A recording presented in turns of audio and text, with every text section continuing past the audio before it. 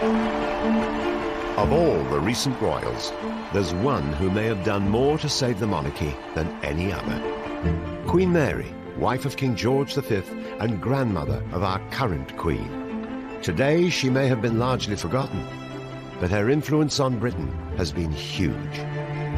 There's no doubt she helped save the monarchy. Our country today would not have been the same without her.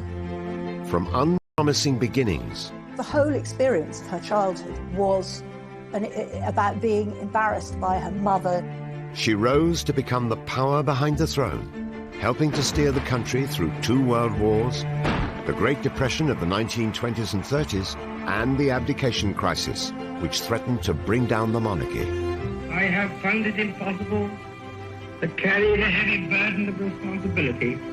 What Mary felt was, okay, if that's what my son wants and he wants to marry Wallis Simpson, he can, but she's not going to get the title, Royal Highness.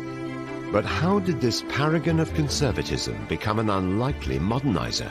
And along with her husband, help redefine the role of royalty. They played a role really on the world stage, which made a huge impact on the idea of the monarchy as a global brand. How was she able to become the first royal to reach out to the working classes? Mr. Howells is an unemployed miner, and he and his family have the pleasure and honour of showing Queen Mary over their house. It wasn't any longer enough to just do away with it. And she and George V were the first of the royals to interact with the general public.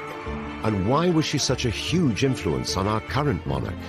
Mary exuded that duty, exuded that steadfastness, exuded that uniting a nation. And that's exactly what Elizabeth has done throughout her reign. This is the truly remarkable story of a queen who not only reshaped royalty, but had a profound effect on the whole country. The truth is, Mary's influence is still around today. We would be a very different world, I think, if she had not been around and married her king.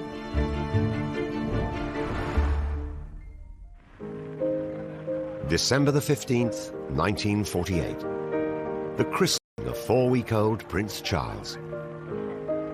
Sat resplendent next to the Queen, her grandmother, Queen Mary, matriarch of the Windsor clan and a living link between the Victorian era and our present monarch. However, 4 years later, she would be mourned by the nation. Her devotion to the monarchy, her services to Britain, which will not be forgotten.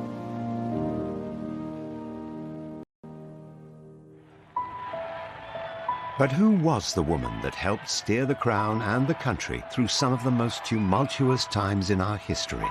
And how did she almost single-handedly ensure the monarchy's survival when the great royal houses of Europe were toppling like cards?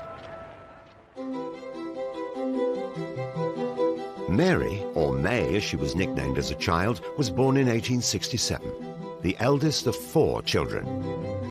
Her mother, Princess Mary Adelaide, known as Fat Mary, was a cousin of Queen Victoria. Her father was a European prince who had been bestowed the ceremonial title, the Duke of Teck, after a castle in southwest Germany. Mary was actually born in the same room in Kensington Palace where Queen Victoria had been born, and Queen Victoria did actually come and visit her and say she was a fine infant with a good quantity of hair.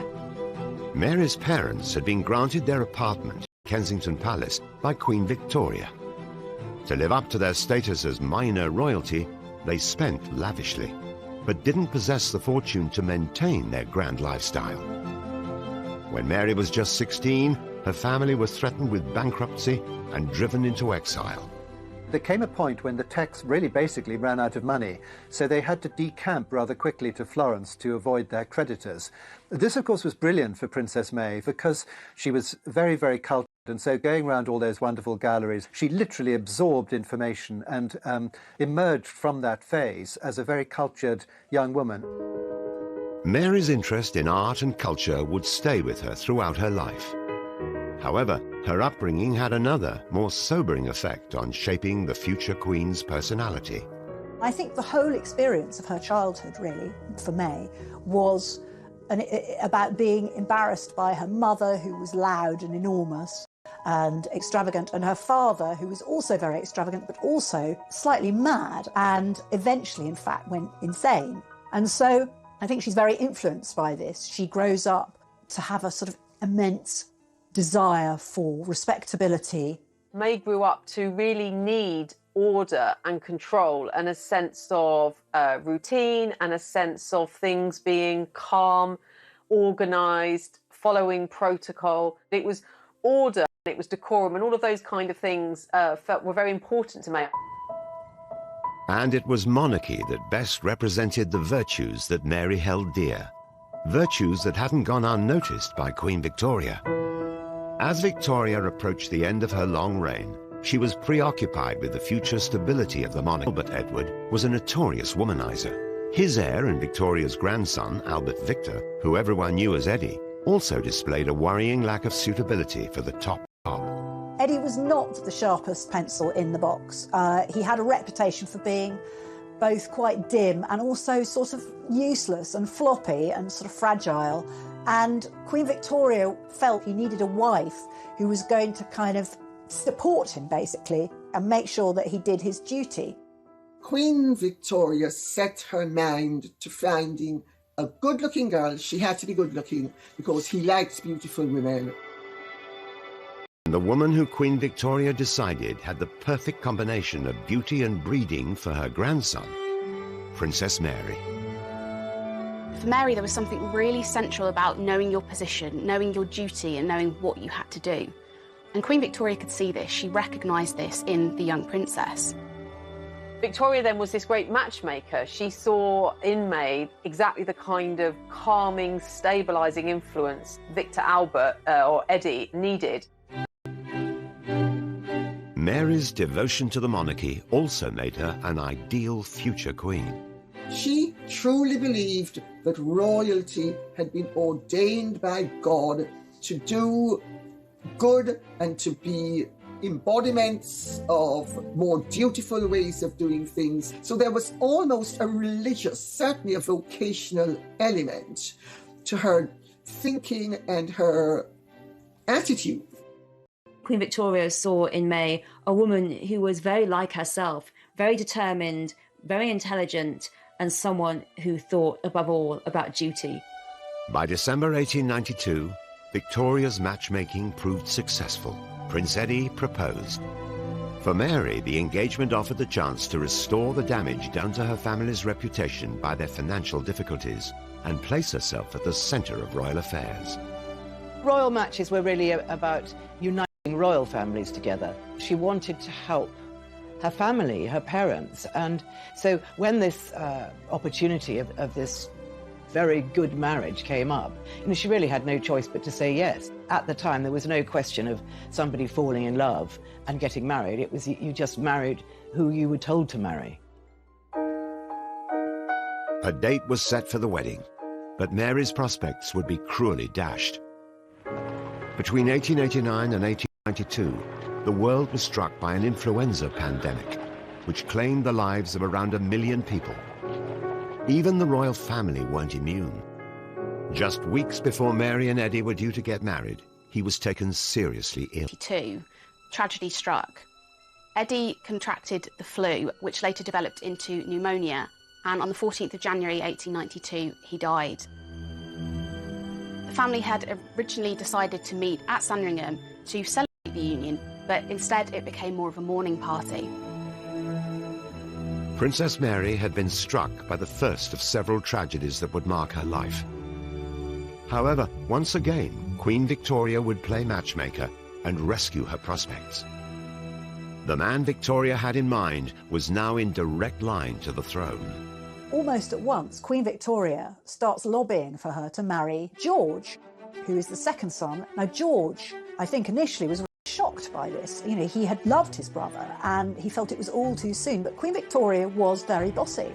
He actually went off to Greece with his mother in order to try and avoid having to do anything about it. But in the end, he gave in. Little more than a year after the death of her fiancé, Eddie, Mary was now engaged to his younger brother, George. Whilst they were brought together by circumstance, in her new fiancé, Mary had found a kindred spirit. was very, very different than his brother. Rather than being wayward, dissolute lifestyle, George was much more measured, much more ordered, much more well-behaved. And so in that sense, him and May were a well-suited match. Like Eddie, George had trained as a naval officer. But unlike his elder brother, George adored the regimentation and formality of life in the armed services. George was very straight-laced and he liked to keep things simple. He understood his position as now second in line to the throne. And this was reflected in Mary. Duty ran to her core and she understood what was expected of her as a new member of the royal family. Mary and George were married in July 1893 at St James's Palace in London. What started out as an arranged marriage would last for over 40 years and come to redefine the role of monarchy. I think that they were so much alike in their sense of duty and responsibility. But considering this was really an arranged marriage, I mean, who would have thought that this would turn out to be, you know, one of the greatest couples the monarchy has ever seen? Mary and George would have to wait another 17 years before they came to the throne. However, with the country in the grip of unrest and division, how would the new queen help save the monarchy and help it become a global brand? She understood that the world was changing and that the monarchy had to change with the world.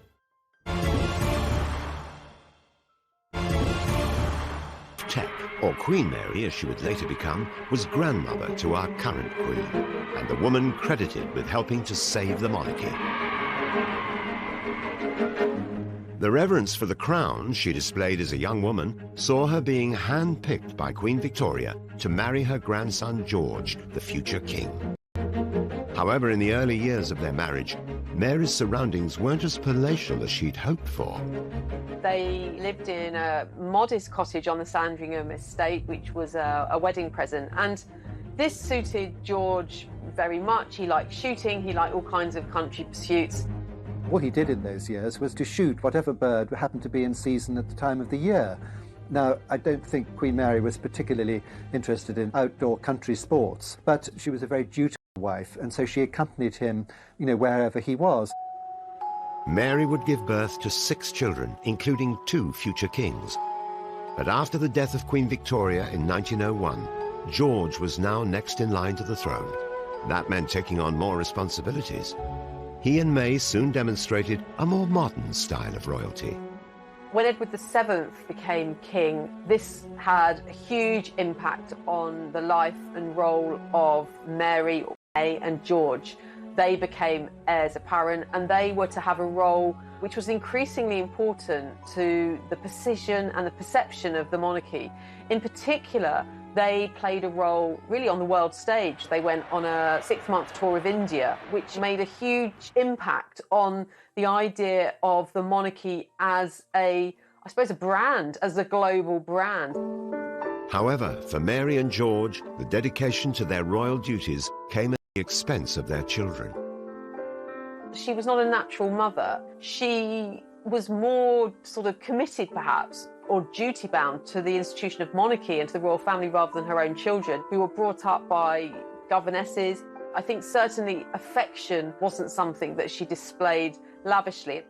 But ultimately, family was about the firm. It was about the royal family. It was about doing your duty. And I think ultimately that came above everything else. In May 1910, Edward VII passed away after just 9 years on the throne. His son George was now king and Mary was queen.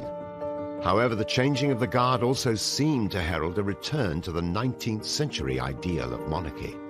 Edward VII was a very colourful king, and so his death marked a sudden change, particularly then with the accession of George and Mary, who were seen as complete opposites. They were very much seen as a very conventional couple, committed.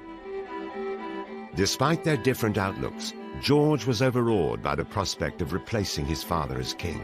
Shortly after Edward's death, George confided in his diary, "I have lost my best friend and the best of fathers, but God will help me in my responsibilities, and darling May will be my comfort as she has always been." He dreaded becoming a king, but for him duty was everything, and so he knew he had to step up to the mark. And for that, I think May was very, very important, because although they had this rather strange, stiff marriage, he knew that she would always support him, and she did. On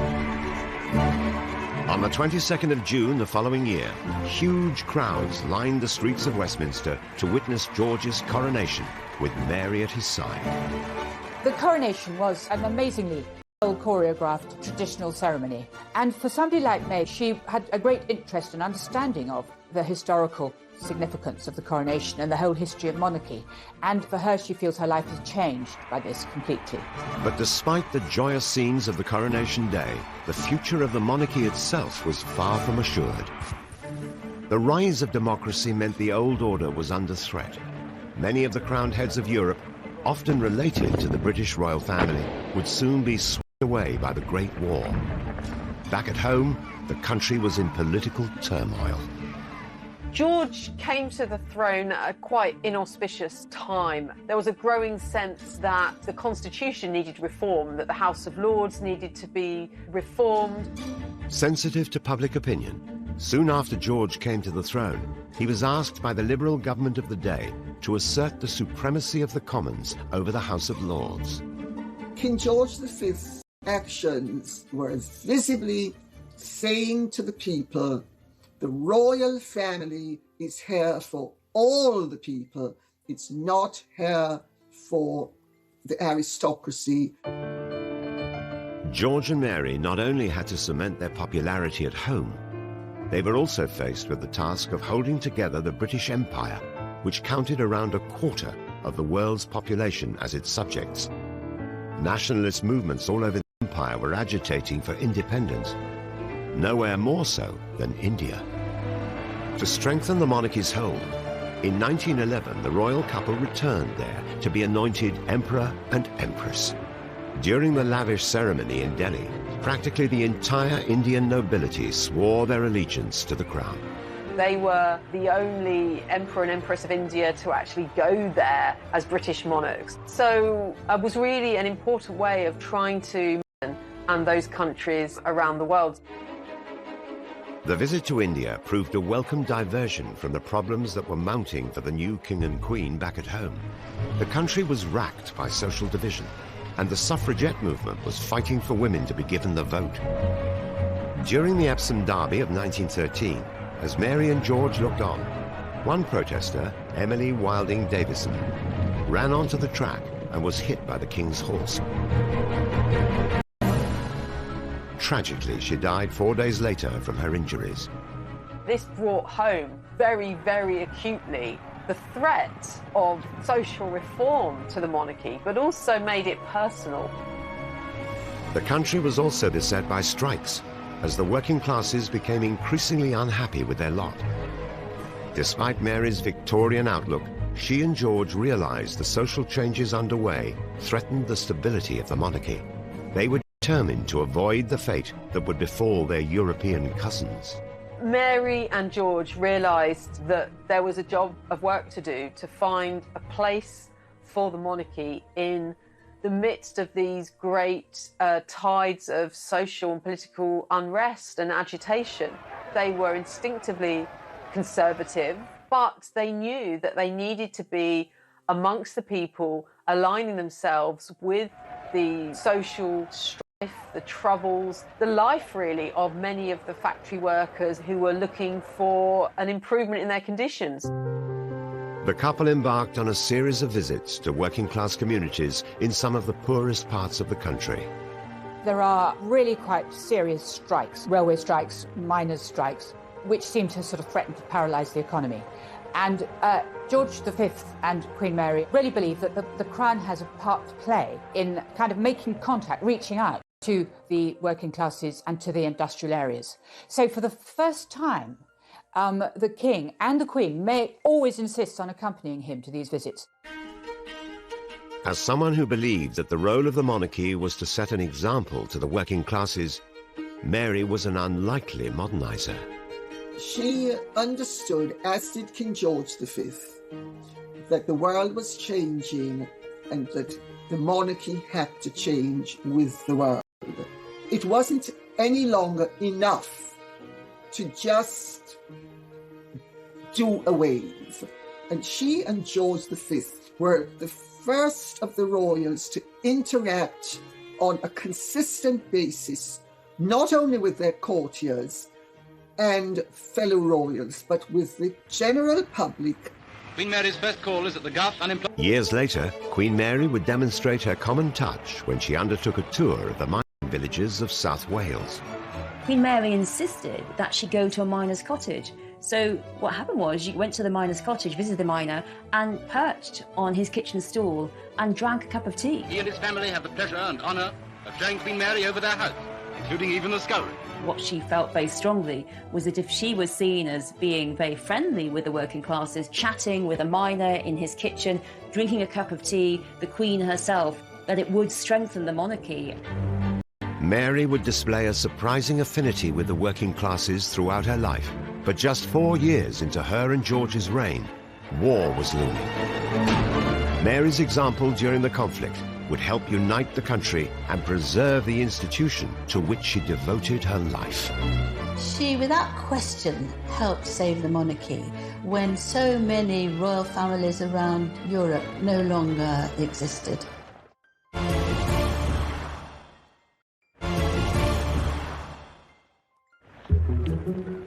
Queen Mary's influence on the modern-day monarchy is huge. In times of crisis, our Queen is a figurehead to the nation, just like her grandmother was over a century ago. The monarch is a point around which the people can unite. For example, most recently, the Queen in her coronavirus speech. Together we are tackling this disease, and I want to reassure you that if we remain united and resolute, then we will overcome it. King George and Queen Mary are seen as the brains behind this hands-on style of monarchy that we see today. Having that monarch who is actually just there for the good of the people and keep the country going, that's really key. And George and Mary recognised this. King George and Queen Mary were catapulted into the centre of their first national emergency on the 4th of August 1914, when Britain declared war on Germany. And it seems incredible that it should have started with such a relatively unimportant event as the assassination of the Archduke Leopold of Austria. World War I not only threatened the future of the country, but also the crown.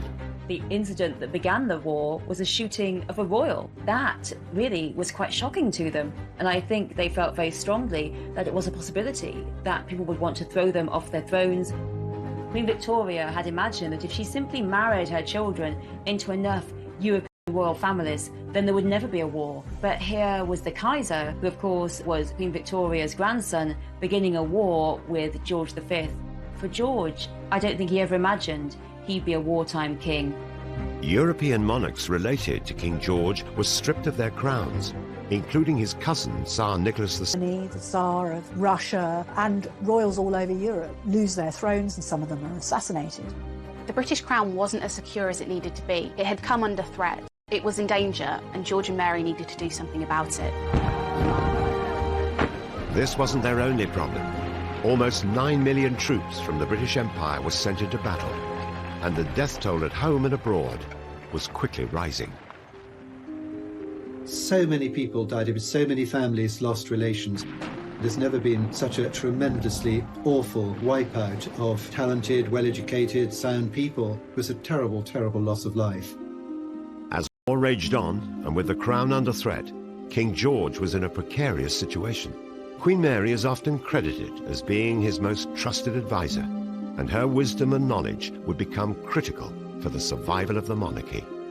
He was very concerned about the millions of his subjects who were losing so many loved ones, and he relied tremendously on his wife. She had been taught a lot about history by her governess, and she would offer examples of how other royals had coped in different times. With her by his side, he felt confident enough to make decisions and bring us through the war.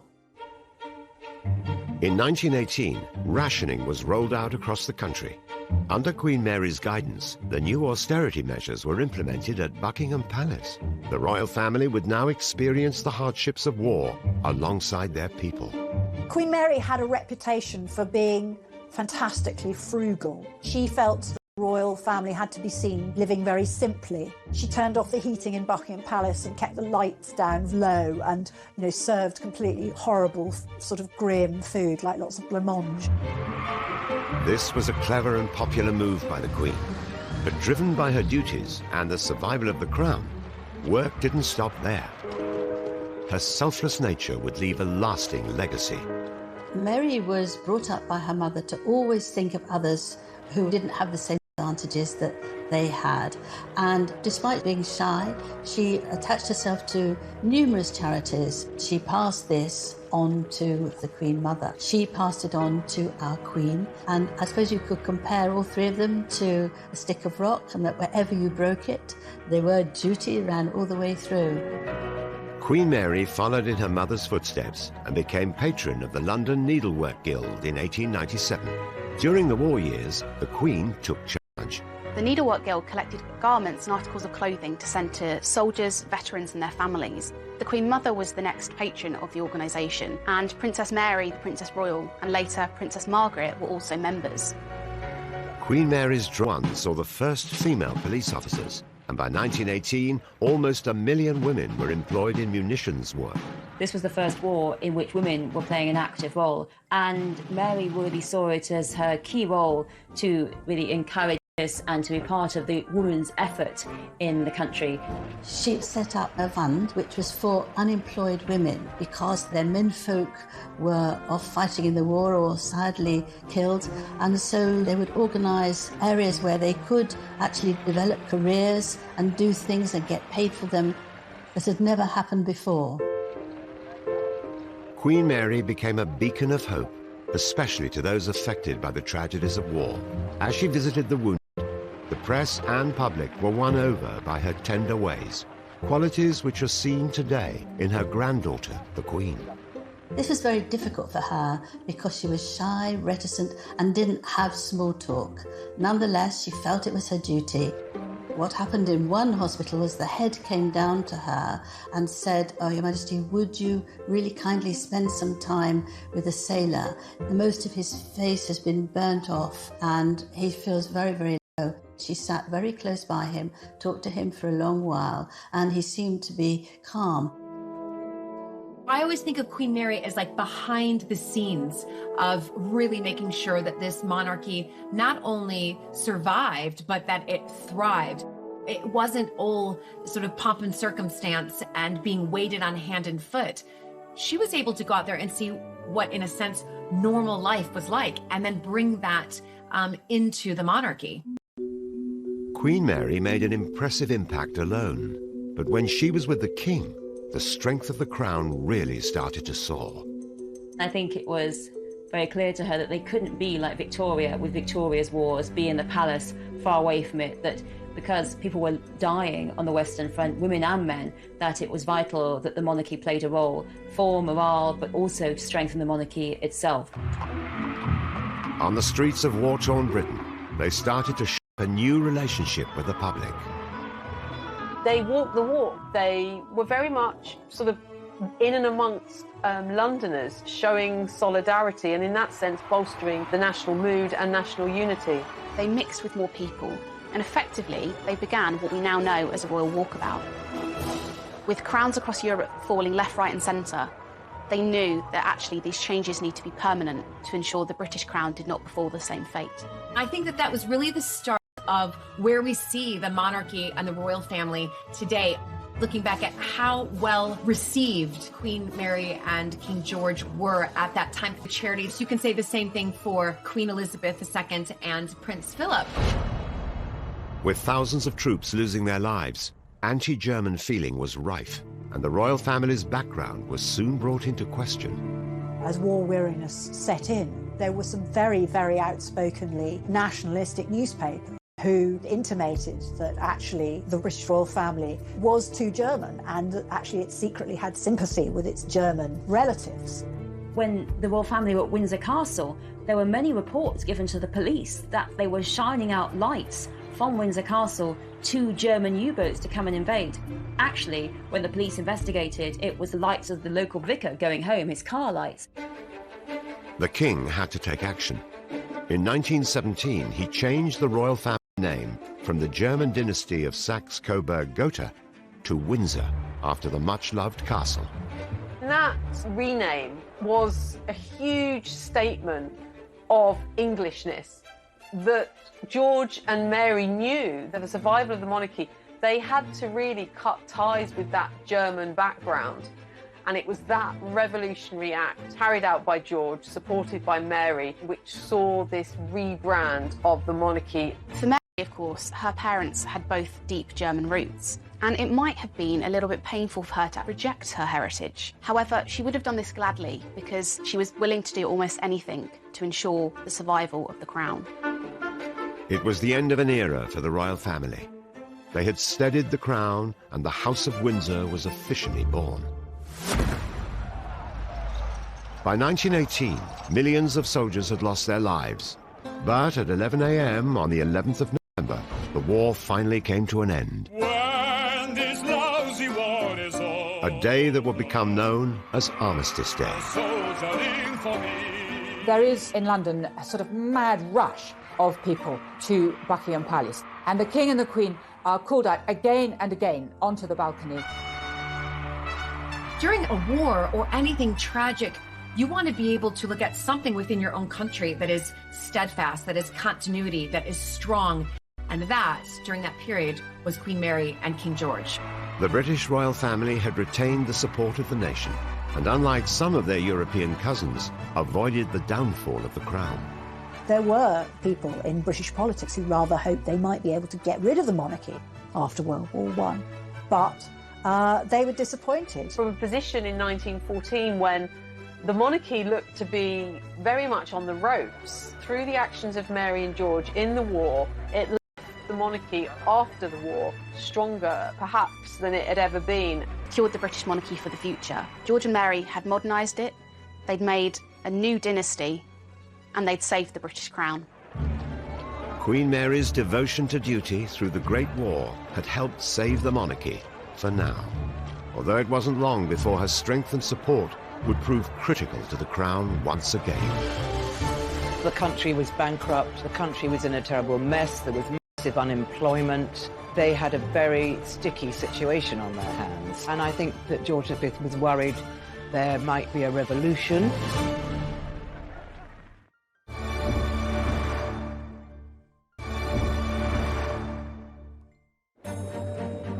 The role of royal consort is often a difficult one. Prince Philip has spent 68 years at the Queen's side, and in that time has become her rock, guiding, advising, and supporting the monarch. And more than a century ago, this was the job of the Queen's grandmother, Queen Mary. She, like Philip, made the role her own. Queen Mary definitely shaped the role of Queen Consort. There were more royal visits, she helped him write his speeches. I have much pleasure in declaring the dock open for use. And of course, she used her bookish ways as one of the cleverest members of the royal family we've possibly ever had to actually influence her husband and the way he dealt with politics. She was very quietly the power behind the throne, probably in a very similar way that the Queen Mother supported George VI. With Mary as his committed consort, King George had emerged more popular than ever from the Great War. However, the celebrations were short-lived.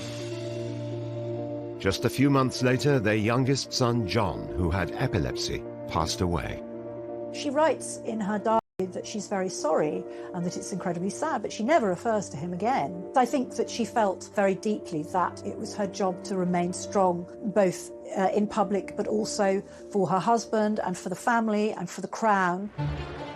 Along with their personal problems, post-war Britain presented the House of Windsor with a new set of worries throughout the later years of the King's reign.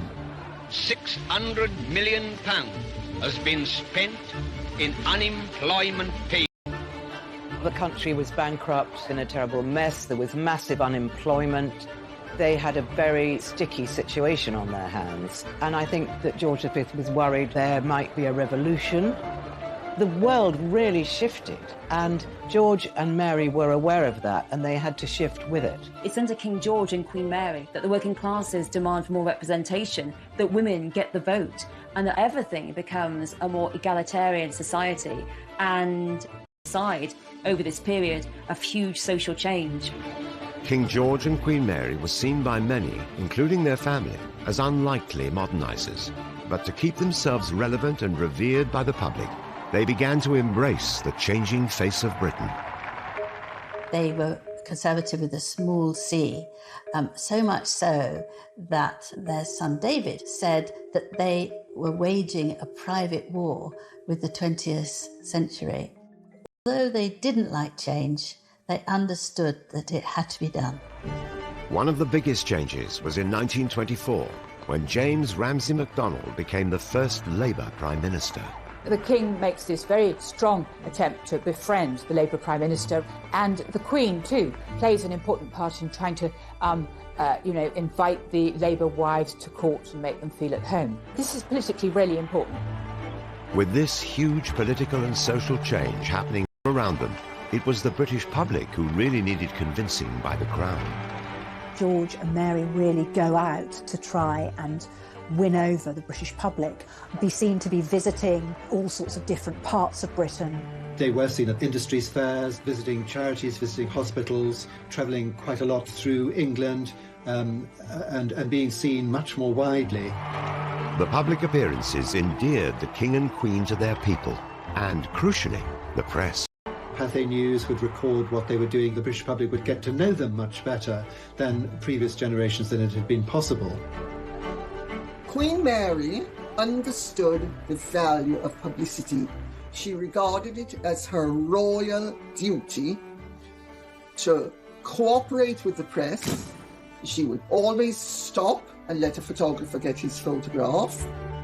With their reputation on the rise, the King and Queen decided to go one step further and use technology to bring their voices straight to their people. If monarchy was to survive, it had to reach the working classes, and the working classes had to back it up. This is what George V and Queen Mary understood in a way that many other monarchs did not understand, hence why many of them ceased to exist. In 1923, the King and Queen recorded a message for Empire Day together. On this day, my people in all parts of the world join to celebrate their unity and to draw closer the common ties which hold them together. Think always of what you can do to make your homes happy. The spirit of the good home is one of the best things in the world. The emergence of a more modern life, but as the King's health deteriorated, he looked to the Queen to take on a more prominent role. In 1928 particularly, he suffered from a really bad episode with his lungs. Queen Mary sat by his bedside, helped nurse him through the worst of it, and she was actually recognised by one of the King's doctors. When he was asked who had saved the King's life, he quite simply replied, the Queen. He really did suffer from periods of great exhaustion, and in some sense the energy of the monarchy, as had been so visible during the early years of the reign, really now was focused on Mary. Throughout the 1930s, Queen Mary increasingly took centre stage. Keeping up the popularity of the Crown was vital for its survival. I am happy to name this ship the Queen Mary. Queen Mary's unwavering commitment to the Crown and support to her husband didn't go unnoticed. In 1930, he opened up to his wife in a touching and personal letter. I can never sufficiently express my deep gratitude to you, darling May, for the way you have stood by me. This is not sentimental rubbish, but what I really feel. They were an extremely devoted couple. They could have been Mr. and Mrs. George Windsor in Surbiton. They were so down to earth in terms of their personal relationship. In 1932, the palace was contacted by the BBC with an innovative idea. They asked if the King would be willing to record a Christmas message to the nation. Now, he'd already been approached a decade earlier, but the king had declined, not thinking it was such a good idea. But fast forward 10 years, and it seems that Queen Mary might have whispered in George's ear, recognising that actually a radio message could be a really good way of getting the people to hear them. They set up a recording studio at Sandringham, and they had the king's favourite wicker chair there. He sat down rather too hard and went through the seat of the chair. So that was hastily put together again. And he addressed his people. Through one of the marvels of modern science, I am enabled this Christmas Day to speak to all my peoples throughout the empire. And it was a massive, massive success. And it was then carried on by George VI and, of course, the Queen today. By the King's Silver Jubilee in 1935, the popularity of the crown had reached an all-time high. A golden day for the Silver Jubilee. King George and Queen Mary had triumphed through adversity and become an inspiration to the people. Of gratitude to them, of support, very different from Edward VII, but crucially had given Britain what it needed at that time. Steadfast duty, loyalty, a sense of service, and it was that would become, I think, one of their greatest legacies. There are rather nice stories of Queen Mary in floods of tears. For her was something very unusual because she was so moved by the reception that she and the king had received. However, behind the scenes, there was a worry. The king's health was in decline, and on the 20th of January 1936, things took a turn for the worse. He was at Sandringham, his favourite place in the whole world. He was getting weaker and weaker, and eventually he died at 11:55. And they've always said that he was given a lethal injection by his doctor of morphine and cocaine so that he could die just before midnight, so that it could be in the first edition of the London Times, which was his favourite newspaper. What she wrote very, very soon after King George died revealed so much about her. She said, "The sunset of his death tinged the whole world's sky." I think the comment she made was so poetic, beautiful, and incredibly moving. On the 28th of January 1936, the funeral took place, and people from all over the country lined the streets to pay their respects to their beloved king. And so we turn the last page of this chapter of sorrow. In sadness he passes, His Majesty King George V, mourned by the whole world. The nation was distraught. They went into mourning. Everybody was in mourning. There was this figure that to their mind represented continuity and stability, and suddenly he was no longer there. As long as he lived, he was the guiding star of a great nation. When he died, the little children cried in the streets.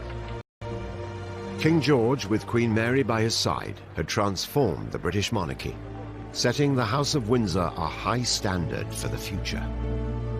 The death of George V ended a progressive period for the British monarchy. He and Mary had decided what was necessary to take the royal family forward and to secure the monarchy for the future. I don't think we would be speaking about King George V in the same way that we talk about him now in present day if it hadn't been for Queen Mary and her influence on him, steadfast, strong, clever, and having his ear. Britain now had a new king, Edward VIII, but King George V was still on the forefront of everyone's minds, and the future of the crown. And a huge sense of unease, really, about what was to come. People were shaken, and no one, obviously, more than Mary herself. Even in her grief, Queen Mary continued shaping the British monarchy, and her commitment to the crown remained as strong as ever, even when it was under threat from her own son. She couldn't understand how somebody was prepared to throw away all his heritage and all the things that people expected of him for the sake of one woman.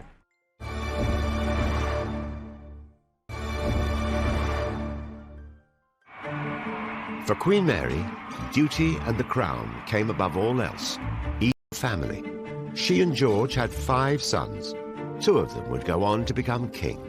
The first was Edward. When his father passed away, he became Edward VIII. When I say the king, what do you mean by launching a ship? Leslie said that's a woman's job, not a man.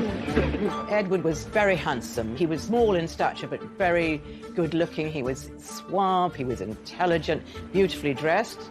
He was an innovator of fashion. Everything he wore, people copied.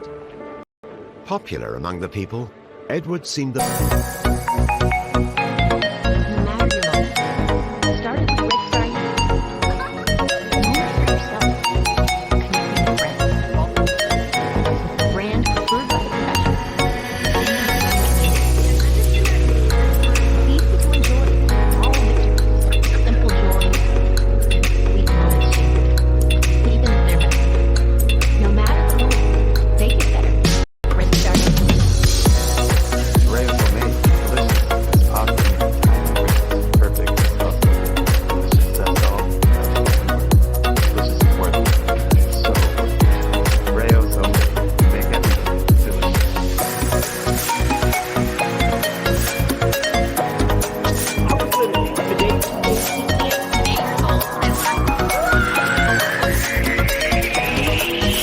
perfect fit for the role of king.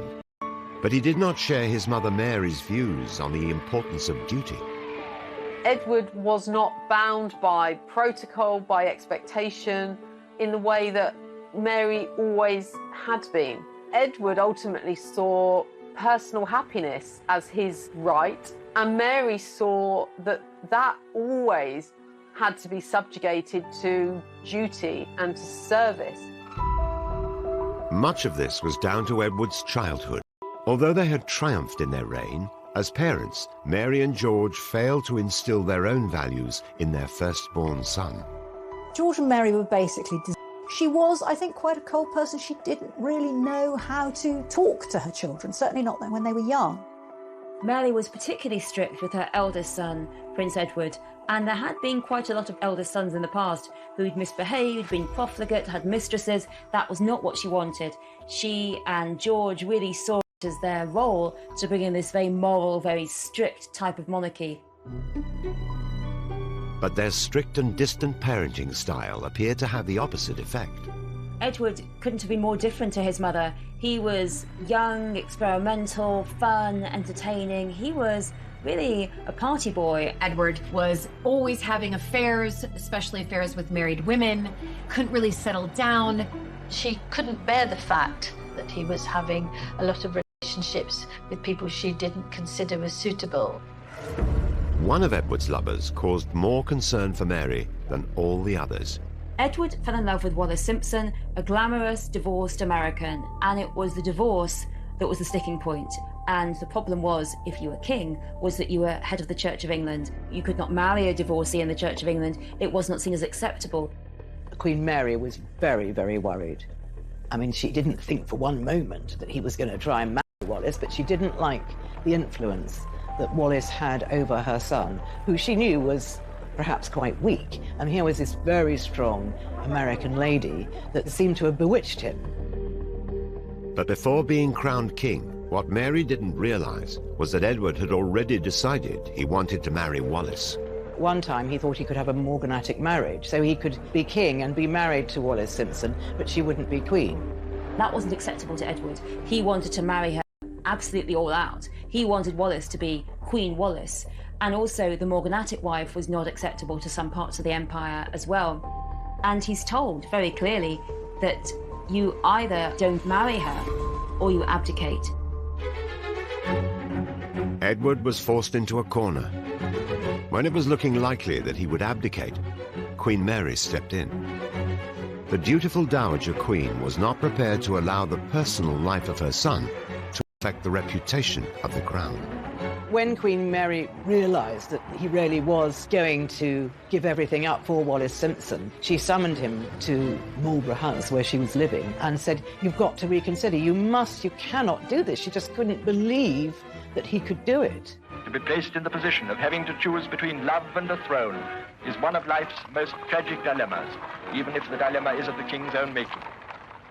But Edward's decision was made, and only 5 months prior to his coronation, on December the 11th, 1936, Edward the The burden of responsibility and to discharge my duties as king as I would wish to do, without the help and support of the woman I love. Well, Queen Mary could not believe that anyone, being a king of England, would give it up for anybody or anything. She had given up her whole life for the crown. And here was this son of hers just chucking it over. It was a huge crisis, and here again was a chance for the monarchy to crush and crumble into the ground. Mary put monarchy before family, and with the reputation of the crown under threat, she had a hand in ensuring Edward was revoked of his royal duties and exiled along with Wallis to France. She loved her son, but if he abdicated, that meant she could no longer see him. He was in exile, she would not go to his wedding. If he was to have children, she would not meet them.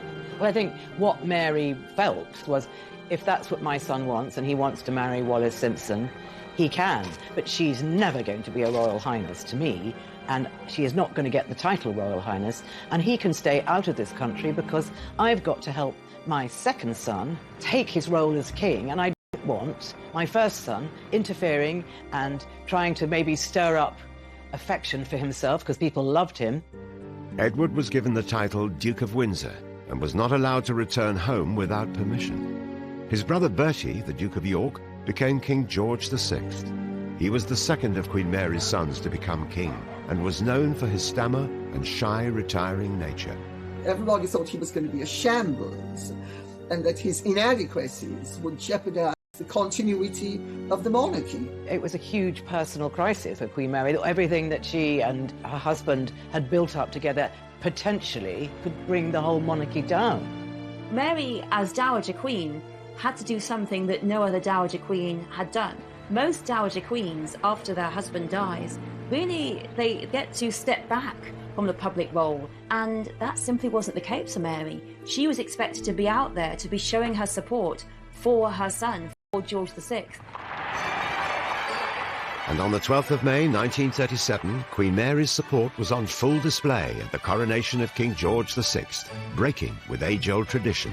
Mary made a very significant decision, and that was to go to George VI's coronation. And that was something that Dowager Queens do not do. They do not go to the coronation of the successor. She broke precedent left, right and centre. She was giving the message, back my youngest son as king. Because there was some doubt as to whether George VI would be able to even fulfill the role adequately. However, thanks to the support of his mother Mary, George would quickly prove to be a powerful symbol of courage and fortitude at the outbreak of the Second World War, just 2 years into his reign. For the second time in the lives of most of us, we are at war. George, in those activities through the war that him and the later Queen Mother performed, were very much inspired by Mary, leading from the front, showing a sense of solidarity with people and guiding her son through another war that left, once again, the monarchy strengthened by it, not undermined as it may well have been. Mary was ruthlessly determined to protect the monarchy, even putting it above her son. By instilling the same principles and dedication in Queen Elizabeth, Mary would prove to be a huge influence. I have to tell you, I do not think that she would have made as good a queen as she has made had she not had her grandmother's influence.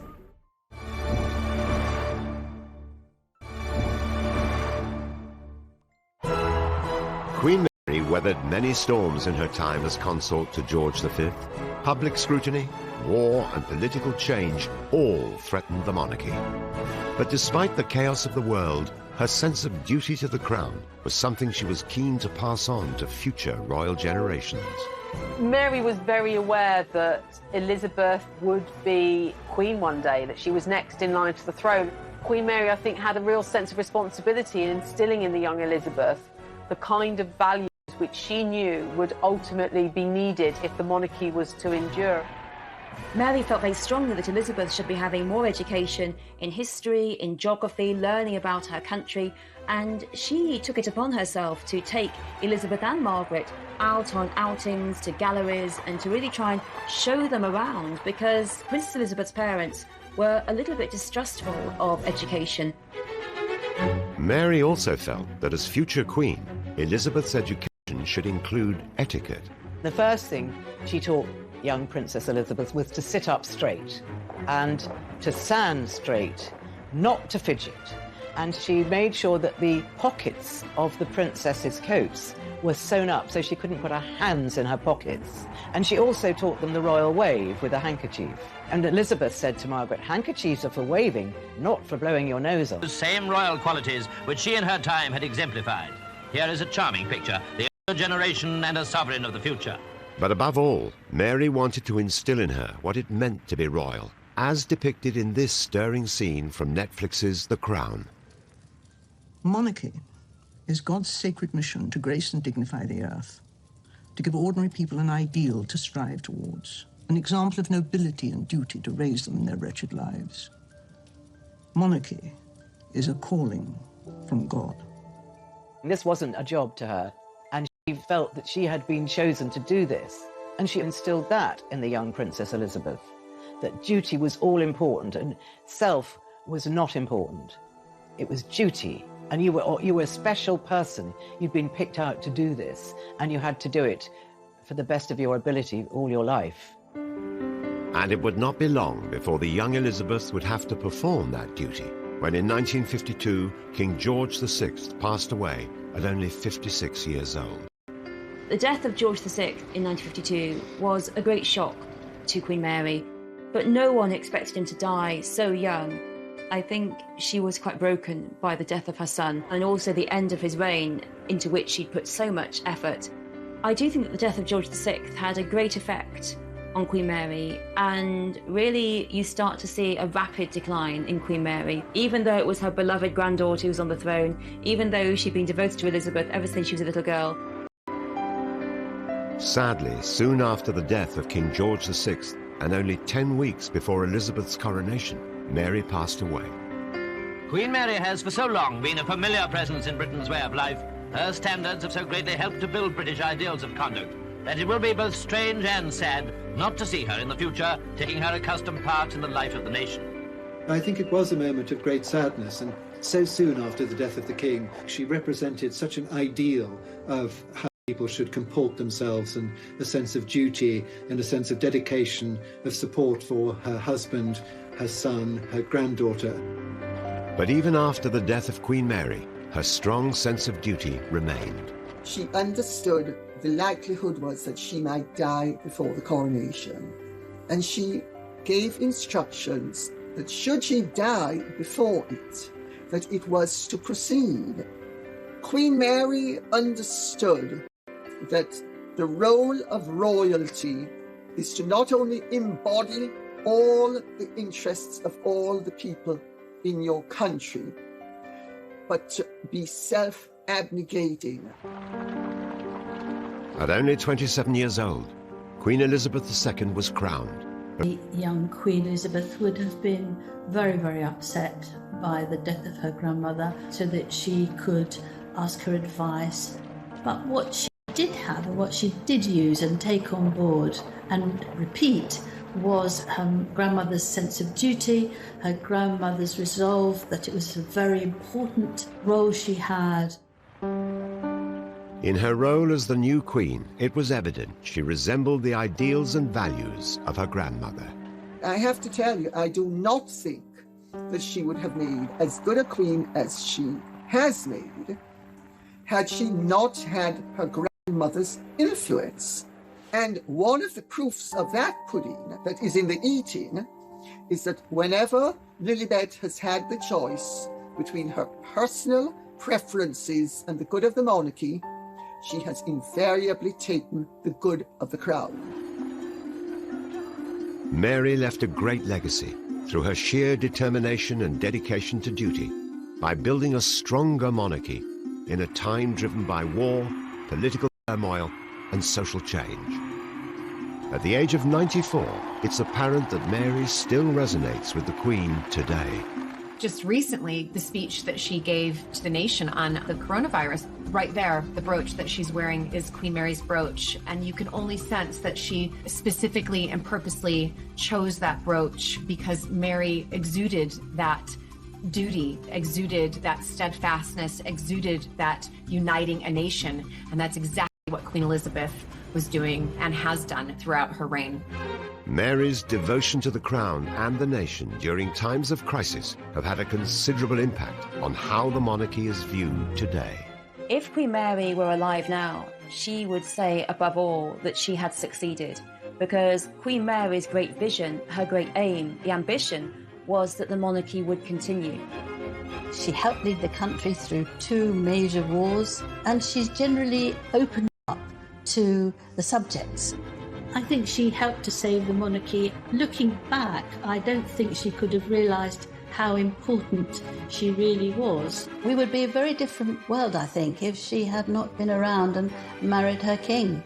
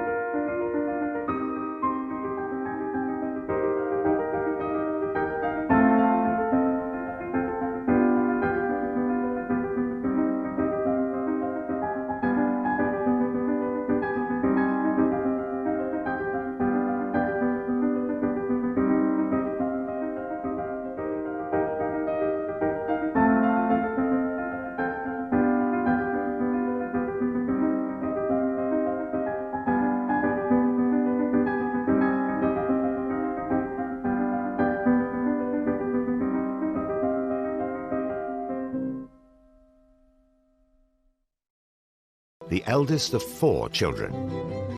Her mother, Princess Mary Adelaide, known as Fat Mary, was a cousin of Queen Victoria.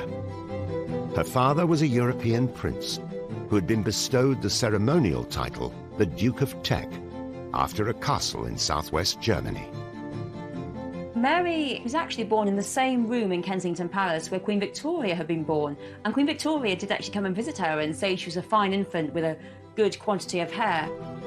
Mary's parents had been granted their apartment in Kensington Palace by Queen Victoria. To live up to their status as minor royalty, they spent lavishly, but didn't possess the fortune to maintain their grand lifestyle. When Mary was just 16, her family was threatened with bankruptcy and driven into exile. There came a point when the Tecks really basically ran out of money, so they had to decamp rather quickly to Florence to avoid their creditors. This, of course, was brilliant for Princess May because she was very, very cultured, and so going around all those wonderful galleries, she literally absorbed information and emerged from that phase as a very cultured young woman. Mary's interest in art and culture would stay with her throughout her life. However, her upbringing had another, more sobering effect on shaping the future Queen's personality. I think the whole experience of her childhood, really, for May, was about being embarrassed by her mother, who was loud and enormous and extravagant, and her father, who was also very extravagant, but also slightly mad, and eventually, in fact, went insane. And so I think she's very influenced by this. She grows up to have a sort of immense desire for